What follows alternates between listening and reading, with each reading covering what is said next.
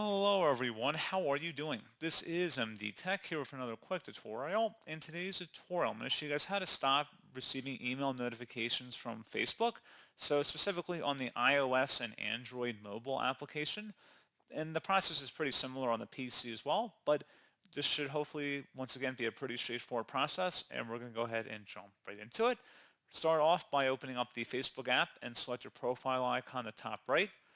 And you want to select Settings and Privacy to expand that menu, and then select Settings. Scroll down underneath Preferences, select Notifications, and then scroll down again where it says Where you receive notifications, select the email option. So you will need to have some sort of email verification. However, if you select your email up here, you can add or remove your email addresses. You can add a different email as the primary one for notifications. And if you had push notifications disabled, for example, you would need to have your email set up here. So pretty straightforward process, guys. And as always, thank you for watching. I do hope I was able to help you out, and I do look forward to catching you all in the next tutorial. Goodbye.